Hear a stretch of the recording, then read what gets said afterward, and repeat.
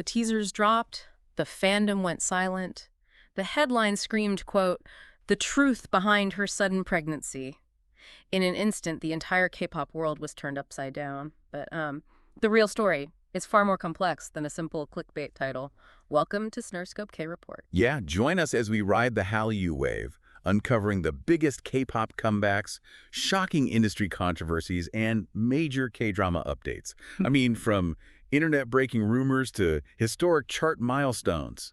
We take a deep dive into the sources that shape the world of Korean entertainment. And if you're listening right now, you already know that the internet has been an absolute minefield of emotions over the last 24 hours. Oh, 100%. It's been wild. Right. We're looking at a trio of stories today that honestly feel like they were ripped straight out of a screenwriter's room, but they represent the very real, often hidden mechanics of this industry. Yeah, the stuff you don't usually see on camera.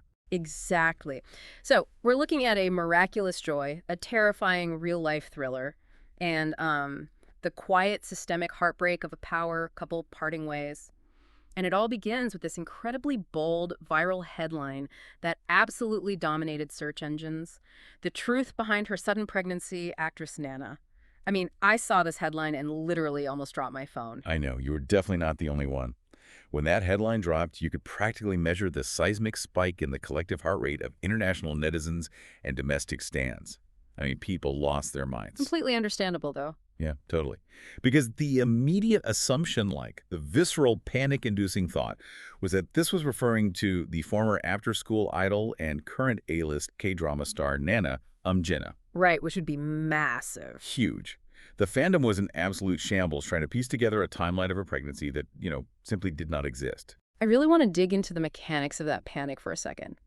Because in the K-pop industry, an unannounced pregnancy from a massive star who is actively in the middle of her acting career, it isn't just gossip. Oh, absolutely. It's a stock plummeting event for an agency. But when we look at the factual breakdown, according to Japanese media outlets like Yahoo Japan, which was later meticulously translated by Star News, this news, well, it actually belongs to someone else entirely. Yeah, it belongs to a 39-year-old Japanese actress named Nana Yanagisawa. Right. And once the initial shock wore off and fans actually read past the capitalized letters in the headline, the reality of the story shifted. It really shifted from this manufactured industry scandal to this incredibly touching human moment.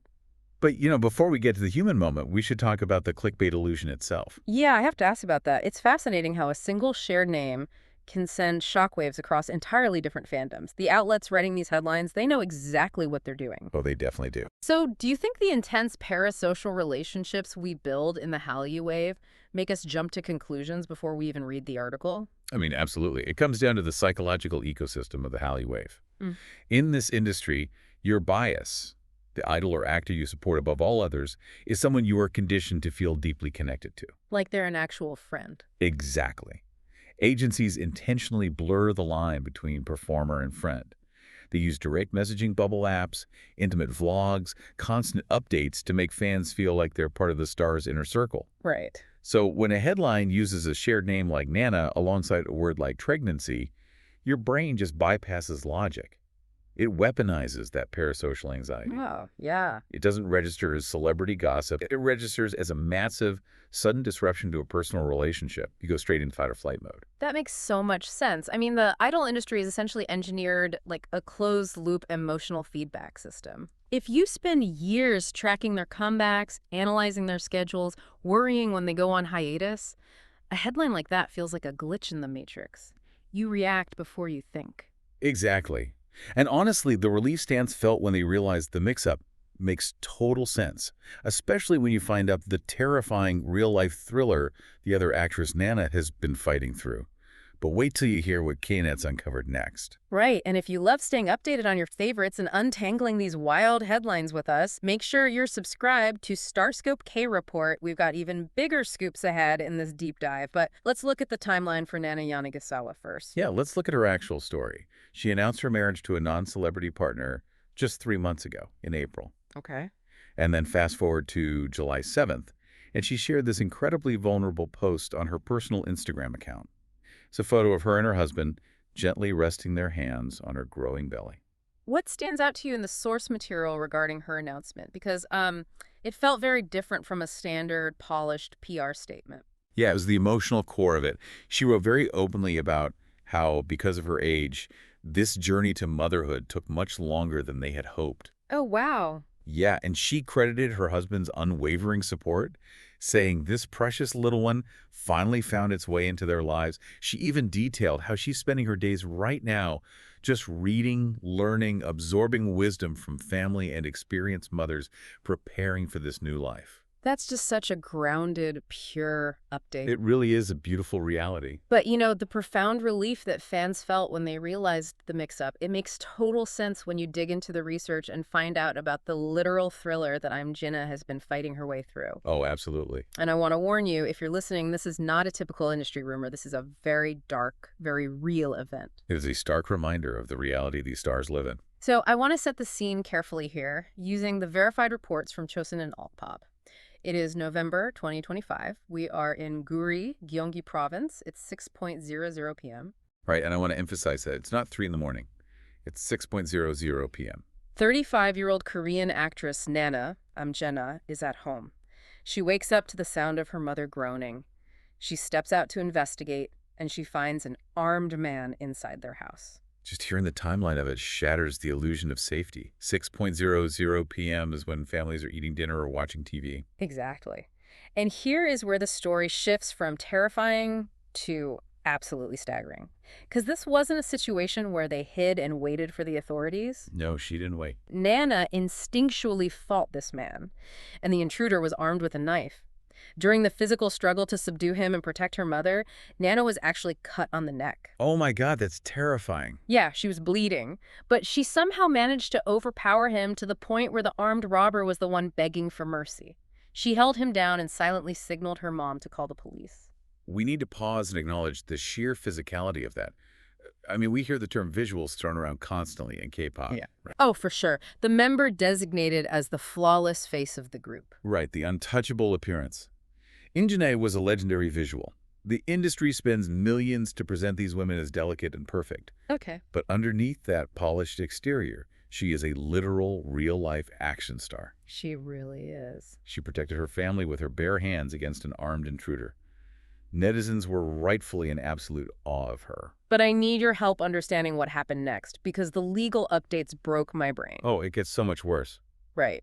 I read the reports, and they defy all logic. The intruder is arrested, he's sentenced to 7 years in prison, but then he appeals his sentence, claiming he didn't mean to rob her. The audacity. And then he actually sues Nana for attempted murder and aggravated assault. Hold on, let me make sure I'm wrapping my head around this.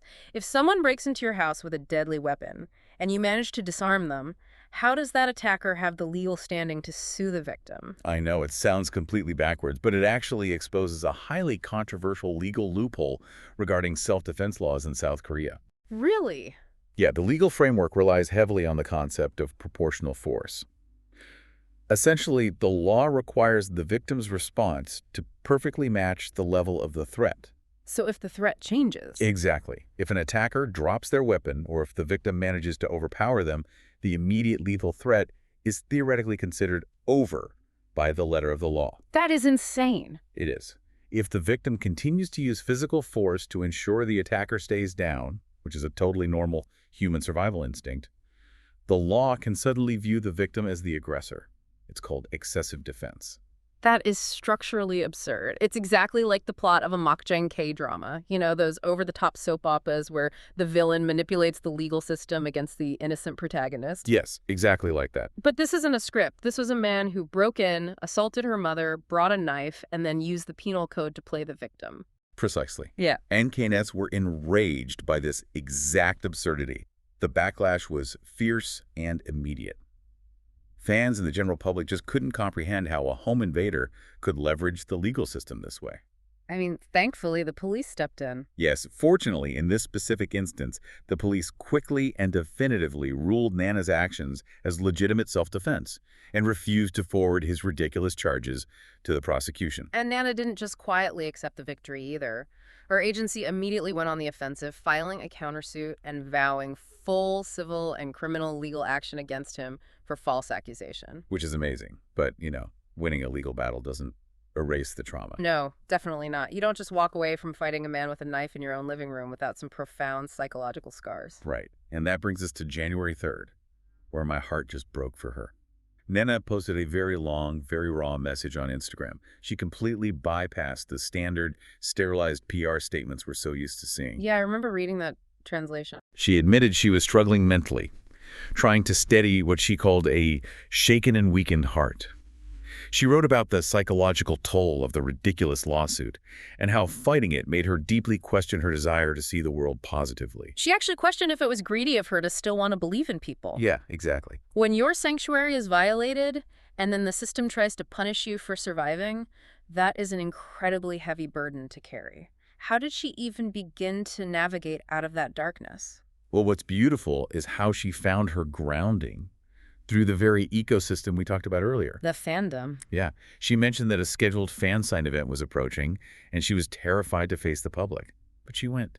And she said that meeting her fans, seeing them just enjoy the moment without worrying, gave her the strength to keep going. She wrote, quote, "I won't break down and I won't be shaken." And she proved it in the most public way possible, because on April 21st, she appeared as a witness at the Ujeongbu District Court. Oh, this moment is incredible. The sources noted she had previously stated she didn't want to face him again, which is completely understandable, but the court summoned her. And she didn't shrink. She walked into that courtroom, looked right at the defendant, and said, "Are you enjoying this? Look me straight in the eye." It gives me absolute goosebumps. The judge even tried to tell her to calm down, and she fired back, "It's impossible not to feel emotional." She stood her ground and completely reclaimed her narrative in that room. Which brings us to her triumphant moment just a few weeks ago, June 20th, 2026, at the Korea International Streaming Festival in Busan. The kiss. Yes. She wins Best Supporting Actress for her role in the drama climax. She gives her thanks, promises to keep showing great acting, and then ends her speech with this truly iconic sign-off. She smiles at the massive crowd and says, "Always stay healthy, beware of robbers, and be happy." That is how you take your power back. She survived a literal nightmare, fought the legal system, and is now gearing up for her new Netflix show, Scandal. She is truly a force. But we have to make a thematic pivot here. Nana fought a deeply physical and legal battle to survive. But survival in the Hallyu Wave isn't always about fighting off an intruder. No, it's really not. Sometimes it's about the slow, crushing weight of the system itself and the emotional survival required by these stars. Later in this deep dive, we'll talk about the quiet heartbreak of a K-drama power couple that nobody saw coming. Yeah, it's a total shift in tone, but it's a story we absolutely have to cover because it exposes the immense systemic pressure that dictates the lives of these global icons. Right, so let's get into the Dispatch drop. Today, July 10th, 2026, Dispatch dropped a bombshell. Now, Dispatch is famous for their massive New Year's couple reveals, but today they brought news of an ending. Yeah. According to official statements released by EDAM Entertainment and Ace Factory, superstar IU and actor Lee Jong Suk have officially broken up. This one hurts the global fan community on a very deep level. They had been dating for 4 years. The relationship was officially revealed back in December 2022. And if you look at the reaction from international fans and domestic K-nets online right now, the mourning is palpable. This was everyone's ultimate bias pairing. They were the golden couple. Really were. And it wasn't just a sudden romance. They had this beautiful friends to lovers arc. They originally met hosting Inkigayo way back in 2012. They had a decade of friendship before they officially started dating. Yeah. It genuinely feels like a beloved, long-running K-drama ending on a tragic, unresolved cliffhanger. I'm looking at this timeline. 10 years of friendship, 4 years of dating. According to the report from Star News, the official reason for the split is reduced meetings from busy schedules. Right. Now, I have to push back on that. We see that exact phrasing every single time a couple splits in this industry. They have been at the absolute top of the entertainment hierarchy for over a decade. Yeah. They know how to manage time. You'd think so, right? Is busy schedules just the PR-mandated polite way of saying they grew apart? Or is there a structural reality here that literally makes human connection impossible? Walk me through the actual daily mechanics of these busy schedules. It's a great question because to the average person, a busy schedule means working a 50-hour week. In the infrastructure of the Hallyu Wave, busy schedules means an infrastructure designed to isolate you from anything outside the product. Wow. You are talking about two of the most in-demand celebrities in South Korea. Let's look at IU. when she is preparing for a comeback or striving for an all-kill on the charts. Wait, for anyone who doesn't track domestic chart data, what exactly is the mechanism of an all-kill and why is it so demanding? Oh, right. So an all-kill means a song has simultaneously hit #1 on the real-time, daily, and weekly components of every single fractured Korean streaming platform. We're talking Melon, Genie, Bugs, Vibe, Flow. That's a lot to maintain. Exactly. To achieve and maintain that requires an immense, grueling promotional machine. It requires back-to-back music show recordings that start at 3 a.m. for hair and makeup, endless fan signs, variety show appearances, and constant content generation. There are no weekends. There are no evenings off. So you're essentially owned by the calendar. Exactly. And then look at Lee Jong Suk. Leading a massive drama production often requires 16-hour shooting days, sometimes 6 days a rec, for months on end, frequently on location far from Seoul. I can't even imagine. Right, so when you combine those two realities, it's not just that they are busy, it's that they are physically and geographically separated by an industry that demands total, uncompromising devotion. When you're operating at the absolute pinnacle of the Hallyu wave, your time is legally and practically not your own. So when they cite reduced meetings, it's not a lack of effort. It's a symptom of a system that extracts every ounce of energy from its top performers. 100%. It raises a really important question about the sacrifices required to maintain that level of stardom. You achieve your wildest dreams, you become global icons, but the structural cost is often your personal life and your ability to maintain a 14-year bond. Yeah, and if we tie all three of today's stories together, you start to see the immense, crushing weight of the spotlight. You really do. Whether it's the miraculous joy of Yanagisawa Nana's pregnancy being misattributed and causing a global panic because of how agencies weaponize parasocial bonds, Right. or the heroic survival of Jin-ah, who then had to fight the absurdity of the legal system just to prove she had the right to defend her own life, Yeah. or the quiet, systemic heartbreak of IU and Lee Jong Suk being physically pulled apart by the demands of their own success. These stars live their highest highs and their lowest lows under a microscope within a machine that never stops running. Every single action is scrutinized, every timeline is analyzed, every relationship is commodified. Exactly. And yet, despite all of that, they still have to show up. They still have to smile for the cameras, attend the fan signs, and deliver the performances flawlessly. We'll be keeping a close eye on all their future projects and watching how they continue to navigate this incredibly complex industry. Hit the subscribe button so you never miss a KT update. Because when you look at the sheer whiplash of today's deep dive, from a terrifying home invasion to a miraculous new life, to a 4-year romance quietly fading away under the pressure of the industry, it makes you wonder, how much of the idol persona is just a highly engineered shield they build to survive the intense gravity of the Hallyu wave? The next time you see a polished teaser, a flawless choreography video, or a perfect red carpet smile, ask yourself what unseen structural battles they might be fighting just off camera. You've been listening to Starscope K-Report, where Eric and Minji bring you the stories shaking K-pop, K-dramas, and the global Hallyu wave. Thanks for tuning in, and don't forget to subscribe for more stories to keep the stars shining.